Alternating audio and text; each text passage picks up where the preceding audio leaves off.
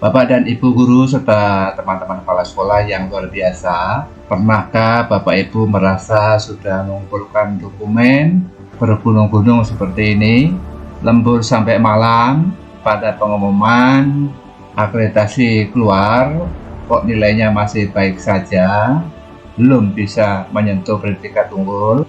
Assalamualaikum warahmatullahi wabarakatuh. Selamat jumpa lagi di Super Channel. Tenang Bapak Ibu tidak sendirian. Banyak sekolah terjebak dalam anggapan bahwa akreditasi adalah soal kuantitas kertas. Padahal rahasia besar untuk meraih nilai maksimal itu ada pada satu benda ini. Apa kuncinya? Rahasia akreditasi unggul itu adalah dengan memahami rubrik penilaian. Mengapa memahami rubrik adalah kunci utama mendapatkan predikat unggul? Mengacu pada panduan penjelasan instrumen akreditasi 2024 versi 2025, hari ini kita akan bedah tuntas mengapa pemahaman detail terhadap rubrik jauh lebih penting daripada sekedar jumlah dokumen.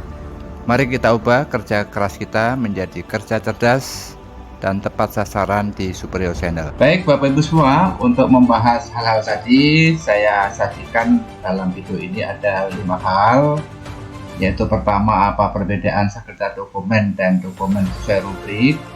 Yang kedua, mengapa memahami rubrik kunci meraih predikat sangat baik atau unggul.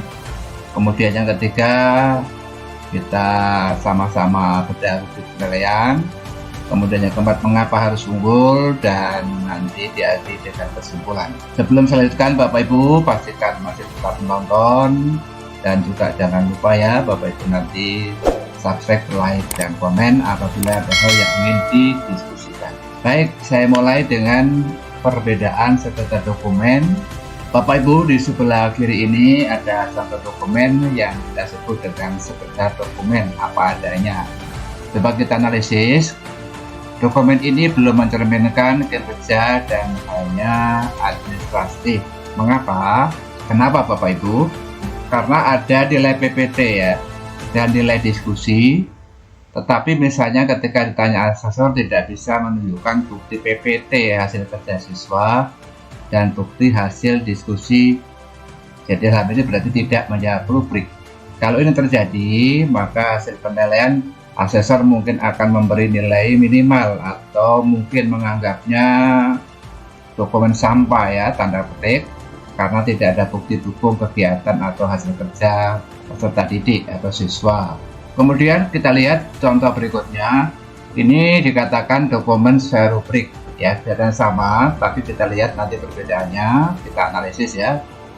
Dokumen ini mencerminkan kinerja dan tidak hanya administrasi belaka. Kenapa? Karena ketika misalnya ditanya asesor, tim akreditasi bisa menunjukkan bukti PPT ya. Nah, seperti ini hasil kerjanya sebagai contoh.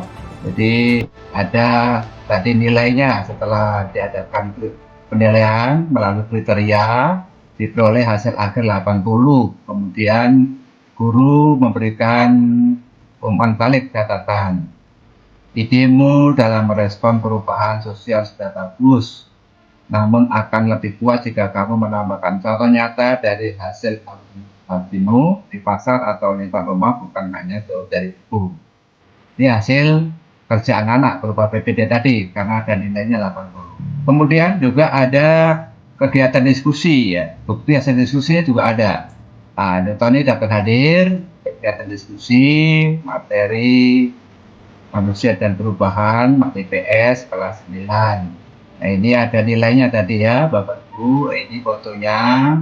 Jadi tidak hanya dapat hadir, dilengkapi juga foto kegiatan diskusinya. Nah, kalau ini terjadi, hasil penilaian kemungkinan mendapat skor maksimal karena dokumen bukan bukti kinerja. Nah, perlu Bapak Ibu ketahui apa sih perbandingan secara umum supaya Bapak Ibu punya minimal pedoman ya, yang dinamakan sekedar dokumen dan dokumen sesuai rubrik. Dari aspek keberadaan, kalau sekedar ada dokumen ya biasa ada kertas atau banyak. Biasanya ada program kerja tapi isinya hanya dari sisa tanpa rincian kegiatan yang jelas. Sesuai rubrik berarti menunjukkan proses dan kualitas. Jika rubrik meminta pelibatan pemangku kepentingan, maka dokumen harus meletakkan akta hadir, nota rapat, foto kegiatan sebagai bukti nyata proses tersebut. Ini kalau kita lihat aspek keberadaan PS substansi ya. Kemudian kalau aspek fokus pada indikator. Sekretaris dokumen berarti biasanya bersifat umum dan mungkin diambil dari template sekolah lain, copy paste. Nah, ini hati-hati ya Bapak Ibu, hanya copy paste saja. Tapi kalau sesuai rubrik, dokumen ini sudah disusun menjawab indikator spesifik. Misalnya indikator meminta bukti peningkatan kompetensi guru, maka dokumennya harus berupa sertifikat pelatihan yang relevan dengan tugas guru tersebut, bukan sekedar surat tugas biasa. Kemudian berikutnya dari aspek kelengkapan administrasi ya. Sekedar ada dokumen, seringkali lupa hal detail seperti tanggal, kepala sekolah, stempel ya, stempel bahasa atau nomor surat. Tapi kalau sesuai dengan format sesuai rubrik, maksudnya memenuhi aspek formalitas dan legalitas. Asesor akan melihat apakah dokumen tersebut sah secara administratif. Dokumen yang tidak bertanda tangan atau tidak bertanggal seringkali dianggap tidak valid dalam penilaian. Kemudian kalau kita tinjau dari aspek kesinambungan atau lainnya, sekedar ada dokumen itu seringkali dibuat mendadak, SKS ya, maksudnya sistem produksi semalam, menjelang visitasi sehingga tanggal dan urutan kegiatannya sering tidak sinkron. Kalau sesuai dengan rubrik, berarti dokumen itu menunjukkan rekam jejak atau portofolio yang konsisten selama kurun waktu penilaian, misalnya 3 tahun terakhir. Dokumen ini menceritakan perkembangan sekolah secara berkelanjutan. Kemudian yang kedua, mengapa memahami rubrik pemilihan kunci meraih predikat sangat baik, unggul? Maka harus kita pahami dulu apa sih itu rubrik penilaian. Rubrik penilaian itu adalah dalam akreditasi itu adalah merupakan instrumen ya, instrumen yang digunakan untuk mengukur kualitas satuan pendidikan berdasarkan indikator tertentu. Ini contohnya, nanti contohnya di komponen 1, butir 1, yaitu pendidik menyediakan kebutuhan sosial yang nasional bagi didik dalam proses pembelajaran. Di contohnya, nah ini sumbernya adalah berasal dari panduan penjelasan instrumen akreditasi 2024 versi 2025. Nah, jadi instrumen ini yang digunakan oleh asesor, nanti ada kurang, ada cukup baik, ada baik, ada sangat baik. Selanjutnya, dalam hal rubrik penilaian, kurang lebih ada 4 hal yang perlu Bapak ketahui. Pertama adalah rubrik itu merupakan beta skor maksimal berdasar dari output ke outcome, kemudian konsisten antar dokumen, yaitu ada sinkronisasi, kemudian yang keempat efisien tenaga dan waktu. Baik, untuk pertama, rubrik itu merupakan peta skor maksimal. Jadi di sini tadi ada 4 kategori. Tentu sekolah, misalnya kalau lihat situasi sekolah, mungkin Bapak Ibu saya mengambil level 2 saja cukup. Berarti kinerjanya sudah dilakukan, namun belum konsisten. Guru mengajar sesuai kurikulum tapi metodenya masih sangat konvensional atau arah. Ini buktinya, dokumen ada dan lengkap sesuai persyaratan administratif, namun belum menunjukkan evaluasi atau perbaikan yang nyata. Dampaknya, siswa belajar secara formalitas, namun pengembangan karakter dan keterampilan berpikir tingkat tinggi belum menonjol. Keterangan sekolah sudah memenuhi standar minimal, namun sifatnya masih sebatas kepatuhan administratif atau compliance ya. Nah, contohnya kalau target Bapak Ibu hanya level 2 ya cukup guru memiliki RPP. Ini namanya sekedar ada dokumen. Beda kalau Bapak Ibu langsung punya target level 4 atau sangat baik, maka kinerjanya sudah membudaya, ya, menjadi budaya yang mendarah daging, ada inovasi berkelanjutan. Itu kinerjanya mampu memanfaatkan teknologi dan kearifan lokal secara kreatif untuk pendidikan yang mutu. Nah, buktinya dokumentasi sangat komprehensif, mencakup analisis data jangka panjang, serta adanya pengakuan penghargaan dari pihak luar. Tampaknya lulusan memiliki kompetensi unggul, karakter yang kuat, dan sekolah memiliki dampak positif bagi lingkungan sekitar atau masyarakat luas. Ini adalah level tertinggi di mana sekolah menjadi teladan atau model bagi satuan pendidikan lainnya. Contohnya di bawah ini, bila Bapak Ibu mentargetkan level 4 sangat baik. Maka kalau bicara RPP, guru tidak hanya punya RPP tapi juga melakukan refleksi setelah mengajar, memperbaiki cara mengajarnya, dan juga praktek baik tersebut dengan guru-guru lain di komunitas kajian dan KMI. Ini berarti dokumennya menjawab atau sesuai. Kemudian dengan memahami rubrik itu artinya berdasar dari output ke outcome. Rubrik predikat unggul biasanya menuntut dampak kampus secara berdiskusi. Contoh, jika rubrik meminta bukti rapat koordinasi, kalau hanya biasa sekedarnya berarti satuan pendidikan hanya melakukan undangan, tabel hadir, dan melakukan rapat output ya. Tapi kalau sudah unggul, maka satuan pendidikan harus melampirkan laporan hasil rapat tersebut setelah dilaksanakan dievaluasi dampaknya dan ada perbaikan berkelanjutan. Ini outcome dan impact ya. Kemudian memahami rubrik membantu konsistensi antar dokumen atau sinkronisasi. Predikat unggul menuntut harmoni antara apa yang tertulis di dokumen dengan apa yang terjadi di lapangan. Rubrik membantu Anda mensinkronkan apa yang direncanakan, misalnya dokumen, kebijakan, atau SOP, apa yang dikerjakan, berarti bukti pelaksanaannya, apa yang dilaporkan, laporan evaluasi. Asesor akan memberikan predikat unggul jika ketiga hal ini membentuk alur yang tidak terputus. Kemudian yang keempat, dengan memahami rubrik ada efisiensi tenaga dan waktu.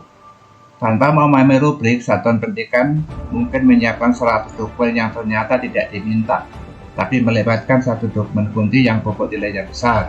Memahami rubrik membuat tim akreditasi bekerja cerdas, bukan hanya kerja keras. Sampai di sini, bagaimana Bapak Ibu?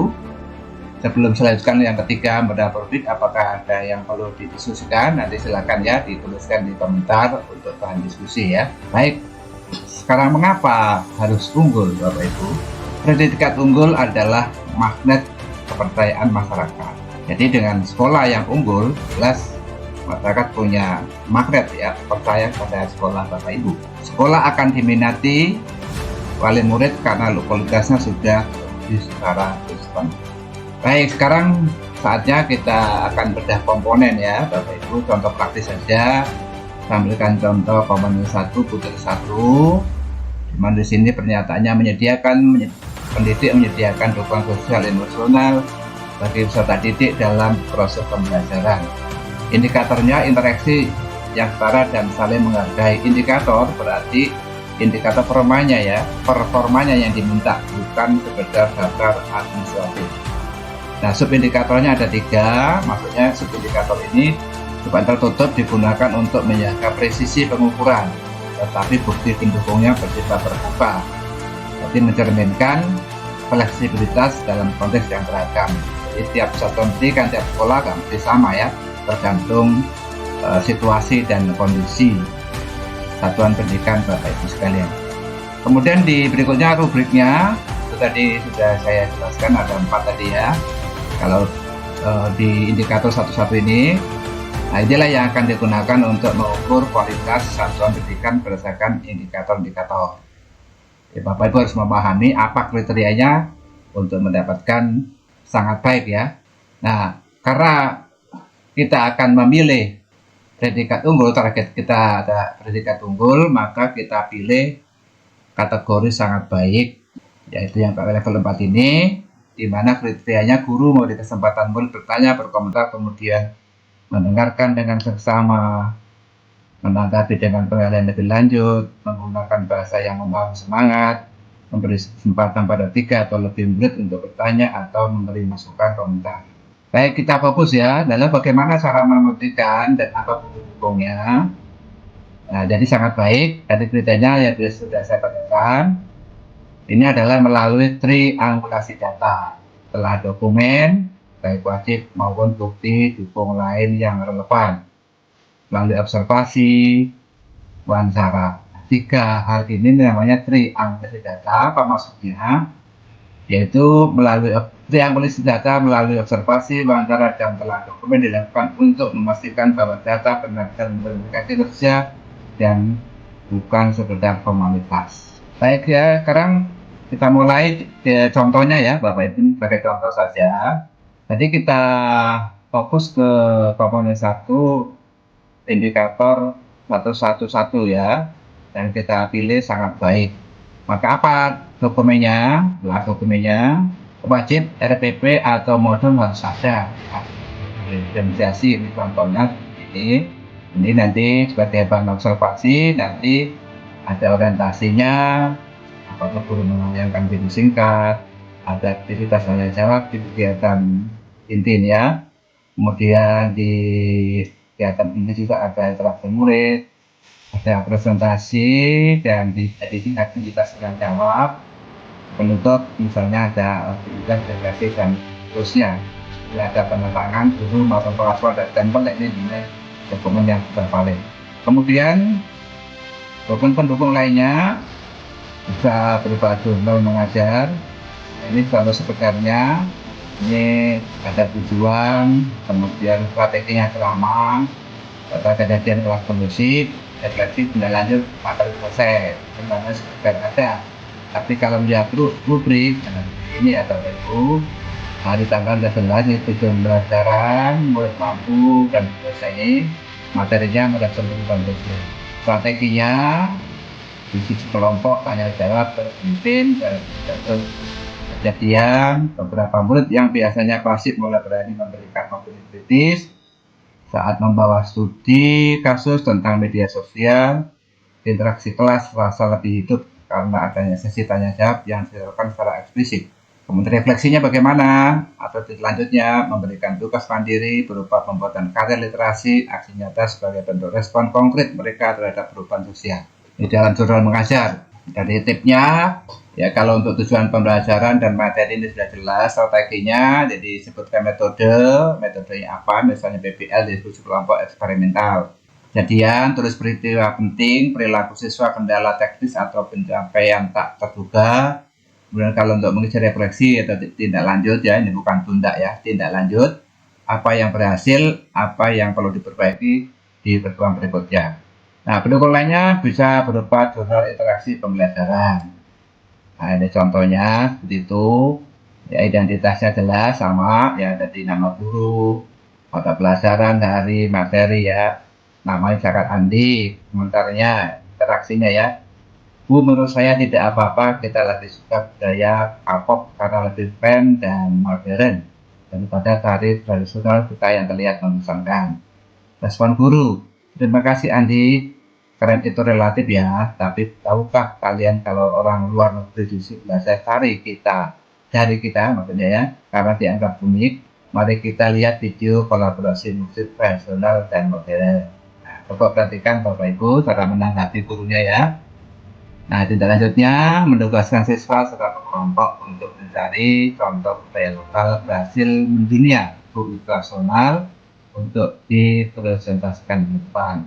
Ya, ada yang tanya Siti Aminah, Samsul. Nah, guru dalam tata refleksinya, hari ini sekitar 80% murid terlibat aktif, masih ada 2 murid yang ragu bertanya. Akan dilakukan pendekatan personal pada pertemuan berikutnya agar mereka merasa lebih aman dan berpendapat. Nah, setelah ada jurnal interaksi, refleksi pembelajaran, nah contohnya, ya ini refleksinya harian ya, Ahmad kelas 91 ya. Tadi refleksi punya si Ahmad ini, apa pertanyaannya, apa hal yang menarik atau hal baru yang aku pelajari hari ini? Aku akan menjawab hal baru yang saya pelajari hari ini pentingnya memiliki filter terhadap budaya asing. Opini saya, kita tidak perlu menutup diri dari tren global, tetapi kita harus tetap memegang teguh karakter bangsa supaya tidak kehilangan dari diri tengah globalisasi. Ini bagaimana nomor 34 ini nanti bisa dilengkapi ya, nilai ini sudah sesungguhnya sampai tadi. Kemudian lebih bagus kalau Bapak Ibu menyiapkan video interaktifnya ya, ada lebih bagus. Ini kaitan dengan triangulasi data pertama yaitu telah dokumen. Ini semua pastikan sudah ada ya. Kemudian yang kedua adalah wawancara. Ini contoh apakah wawancara ini sinkron dengan rubriknya ya. Kita dengarkan sama-sama. Anak-anak, kalau di dalam kelas Apakah Bapak Ibu guru sering memberikan waktu kepada kalian untuk bertanya atau memberikan pendapat? Iya, Bu. Setiap selesai menjelaskan satu topik, guru selalu berhenti dan bertanya siapa yang belum paham atau siapa yang punya ide lain. Kami bebas bicara tanpa tak salah. Nah, ini adalah prediksi ya. Prediksi pertanyaan asesor yang relevan dengan kriteria rubrik ini ya. Guru memberi kesempatan murid bertanya, komentar, dan seterusnya ini ya. Berikutnya adalah kaitan dengan observasi. Ini kalau observasi berarti mengacu kepada dokumen modul tadi ya. Misalnya nanti akan diobservasi ya, contoh saja poin-poinnya, nanti lengkapnya tentu berbeda kalau sesuai. Misalnya di sini Bapak Ibu supaya bisa nanti melihat apakah nanti guru itu setelah pembukaan dan lain sebagainya, apakah ada tayangan video, apa ada diskusi, apa ada aktivitas tanya jawab, apa ada interaksi, ada refleksinya. Nah, coba kita lihat foto, kita tonton sama.